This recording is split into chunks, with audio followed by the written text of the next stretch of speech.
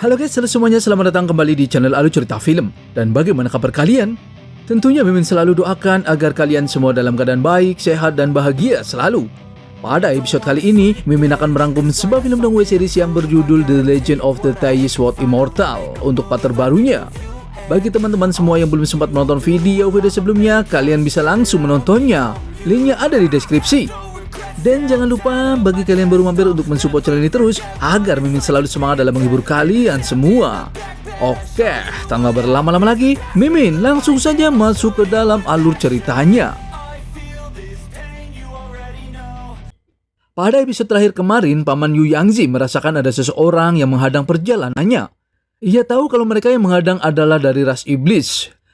Tanpa basa-basi, mereka langsung menyerang Yu Yangzi dan Xiao Hao dengan formasi abadi iblisnya. Yu Yangzi langsung menggunakan lonceng surgawi untuk memblokirnya. Ia meminta Xiao Hao untuk berlindung di dalam loncengnya karena lawannya setara dengan orang-orang di tahap harmonisasi. Pertarungan pun tak terhindarkan. Paman Yu Yangzi menggunakan teknik pedang lautan api untuk mengkonternya dan membuat Yuanzhou terkena serangannya. Lalu, praktisi ras iblis menggunakan formasinya kembali untuk menyerang Paman Yu Yangzi. Paman Yu Yangzi masih bisa menghalonya dengan teknik pedangnya. Dong Fang Hao juga membantu mematahkan serangan para praktisi ras iblis tersebut.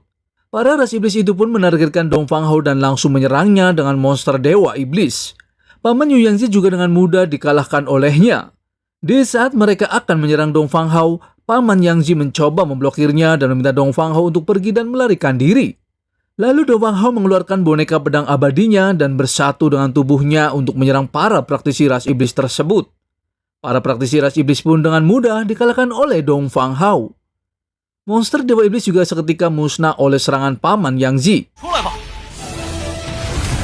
Praktisi ras iblis tahu kalau boneka pedang abadi milik Dong Fang Hao sangat kuat. Jadi mereka memilih mundur dan melarikan diri.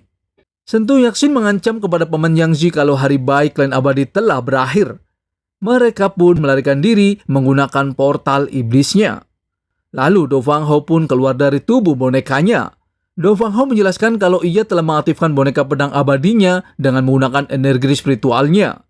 Jadi ia pun kelelahan kehabisan energinya. Paman Yangzi meminta Do Fang Hao untuk jangan khawatir, karena ketika di sekte abadi Tai, Dong Fang Hao dapat berlatih sebanyak yang ia mau. Mereka pun kembali ke sekte abadinya. Di sisi lain, tiga praktisi ras iblis yang kewalahan itu pun tahu kalau boneka abadi kemungkinan ditinggalkan oleh Muxun. Sentu Yaksin juga tahu kalau boneka pedang abadi tersebut bukanlah tandingannya. Mereka juga tahu kalau Dong Fang Hao pasti tidak bisa melarikan diri karena ia tidak mampu menghadapi Yu Yangzi, jadi mereka meminta bantuan kepada rekannya. Kita kembali ke Do Fang Hao. Di sana ia tahu kalau ada seseorang yang datang. Lalu Paman Yu Yangzi mengatakan kalau yang datang adalah juniornya yaitu Jiang Baisong yang mengirim pesan kepadanya untuk menyambutnya. Di sana, Do Fang Hao juga memperkenalkan diri kepada Jiang Baisong. Jiang Baisong juga menanyakan keadaan Yu Yangzi yang sedang terluka. Namun di saat Paman Yu Yangzi akan pergi, Dong Fang Hao diberitahu oleh seniornya kalau Jiang Baisong akan menyerang pamannya. Ia pun mengeluarkan boneka pedangnya untuk memblokirnya dan membuat Dong Fang Hao terpental. Yu Yangzi sangat kesal kepada Baisong yang berkhianat kepada sektenya. Namun, Jiang Baisong mengatakan kalau ia bukanlah murid dari sekte abadi dan tidak mengkhianati sekte apapun. Ia juga mengaku kalau dirinya adalah anggota ras iblis. Ia bergabung dengan sekte abadi untuk menggunakan identitasnya saja untuk membantu ras iblis untuk menguasai dunia. Yu Yangzi mengatakan kepadanya di saat itu terjadi invasi iblis di Laut Timur dan Muxun pergi ke jurang sendirian untuk melawan iblis. Namun kenapa Jiang Baisong ikut membunuh ras iblisnya? Dan Yangzi ingin tahu apakah semua itu bohong. Jiang Baisong pun menjelaskan pada saat itu para dewa pedang sedang berkumpul. Bahkan Raja Surgawi klan iblisnya juga tidak bisa berbuat apa-apa. Jadi ia hanya bisa pasrah untuk mencari aman. Yu Yangzi pun ingin mengekspos Jiang Baisong kepada sektenya kalau ia adalah ras iblis. Namun, Jiang Baisong akan membunuh Yu Yangzi yang sedang terluka agar sektenya tidak tahu identitas aslinya. Di saat Do Fang Hao ingin menolong Paman Yu Yangzi, ia bertanya kepada seniornya kenapa ia tidak bisa mengaktifkan mata penciptaan ilahinya. Seniornya pun menjelaskan kalau Dong Fang Hao kehilangan terlalu banyak energi spiritual dan hanya dapat mengaktifkan ketika ia mendapatkan kembali energi spiritualnya. Seniornya juga meminta Dong Fang Hao untuk melarikan diri saja. Namun Dong Fang Hao tidak mau meninggalkan paman Yang Ji sendirian. Lalu di sana Jeong Baisong mengatakan walaupun Yu Yangzi sudah berada di ranah keabadian tertinggi, namun ia sedang terluka dan kekuatan Baisong juga telah melampaui ranah Earth Immortal. Jadi ia meminta Yu Yangzi untuk menyerah saja kepadanya. Yu Yangzi pun memilih bertarung daripada menyerah kepadanya. Sedikit pertarungan pun terjadi. Mereka menggunakan kekuatannya masing-masing untuk mengcounternya. Namun karena Yu Yangzi sedang terluka, jadi ia pun kewalahan menghadapinya. Dan di saat ia akan diserangnya kembali, Dong Fang Hao datang untuk menolongnya. Seketika paman Yu Yangzi meminta Dong Fang Hao untuk pergi menyelamatkan diri. Di sana, Jeong Baisong sangat senang karena Dong Fang Hao datang kembali. Dan dipastikan ia akan membunuh semuanya. Dong Fang Hao pun sangat marah dan langsung mengeluarkan kekuatannya untuk menyerangnya. Akan tetapi serangan Dong Fang Hao dengan begitu mudah dihalau oleh Jeong Baisong. Lalu paman Yu Yangzi mengeluarkan teknik terkuatnya untuk menyerangnya. Ia meminta Dong Fang Hao untuk pergi dan harus melindungi kotak milik ayahnya. Ia pun mengeluarkan jimat portalnya dan membawa Dong Fang Hao pergi dari tempat tersebut. Setelah Dong Fang Hao pergi, Yu Yangzi pun hanya bisa pasrah menerima serangan Jeong Baisong. Di sisi lain, dari arus gunung di alam rahasia awal, di sana ada 3 orang yang sedang mencari harta karun. Salah satunya adalah Ji Sui, yaitu putri dinasti Zhao Wu. Zhong Lingxiu dari dinasti Zhao Wu, mereka sangat terkejut di saat ada seseorang yang jatuh dari langit. Dan ternyata, jimat portal tersebut membawa Dong Fang Hao ke gunung di alam rahasia. Di sana pangeran ketiga dari dinasti Zhao Wu, yaitu Qi Wusang pun terkejut melihatnya. Lalu mereka pun menghampiri Dong Fang Hao. Ia tahu kalau Dong Fang Hao sedang terluka parah. Nona Zhong ingin mengambil harta karun Dong Fang Hao. Namun kakaknya yaitu Nona Ji Sui mengatakan kalau Dong Fang Hao sedang terluka parah. Dan tidak peduli berharganya harta tersebut, ia meminta adiknya tidak boleh mengambilnya. Nona Ji Sui pun mencoba menolong Dong Fang Hao di sana dan memberikan pil penyembuh kepadanya. Akan tetapi adiknya meminta Ji Sui untuk jangan menolongnya karena ia takut kalau Dong Fang Hao adalah orang yang jahat. Ji Sui pun tetap ingin menolongnya karena ia tidak mau membiarkan Dong Fang Hao mati begitu saja. Pangeran ketiga juga ingin mengambil harta Dong Fang Hao di sana. Akan tetapi, Nona Ji Sui meminta pangeran ketiga untuk mencari harta karun sendiri dan jangan merugikan orang lain dengan mencuri harta orang lain. Pangeran ketiga pun menuruti apa kata kakaknya. Dan ia akan selalu menjadi orang baik karena ia akan bertanggung jawab atas tentara kekaisarannya.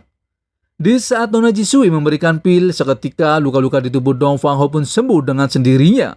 Nona Ji Sui pun terkejut karena ia hanya memberikan pil peremajaan biasa dan ia sangat heran kenapa kecepatan pemulihannya lebih cepat daripada meminum pil abadi. Di saat bersamaan, ada 2 praktisi yang datang dan mencari orang yang terjatuh dari langit, yaitu Dong Fang Hao. Dan mereka adalah kakak beradik, yaitu Xin Fei Yang dan Xin Wushuang dari tebing pedang surgawi. Nona Lingxiu tahu kalau Xin Fei Yang telah membangkitkan pedang surgawi abad setengah langkah dan dipastikan sangat kuat. Xin Fei Yang pun merasakan kalau aura di tubuh Dong Fang Hao sangat kuat dan dipastikan di tubuhnya banyak harta karun abadi. Ia meminta kepada Ji Sui untuk menyerahkan Dong Fang Hao kepadanya. Nona Lingxiu meminta mereka untuk jangan lancang karena Ji Sui adalah putri tertua dari dinasti Zhao Wu. Namun Xin Wei Yang mengatakan kalau tempat tersebut adalah alam rahasia permulaan dan jika ia menginginkan sesuatu, ia bisa mengambilnya. Ia pun mengeluarkan pedangnya dan meminta Ji Sui untuk menyerahkan saja Dong Fang Hao kepadanya. Di sana, Ji Sui pun tidak takut dengan gertakan Xin Wei Yang dan ia akan melawan dan bertarung dengannya. Ji Sui langsung mengeluarkan kekuatannya. Xin Fei Yang tahu kalau Ji Sui telah mendapatkan tubuh Taijin dan ia ingin mencoba serangannya. Ji Sui pun mengeluarkan teknik sungai Taijin untuk menyerangnya.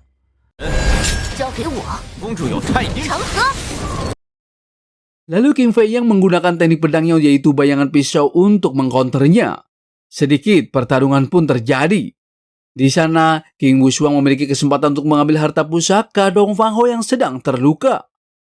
Pangeran ketiga pun bersiap untuk bertarung dengannya demi melindungi Dong Fang Hao. Mereka saling menyerang satu sama lain. Ling Xiu pun terkena serangannya dan membuat terluka oleh King Wushuang. King Wushuang juga langsung menyerang pangeran ketiga di sana. Di sisi lain, Ji Sui masih bertarung dengan King Fengxiu, namun King Fengxiu menyerang ke arah Ling Xiu yang sedang menjaga Dong Fang Hao.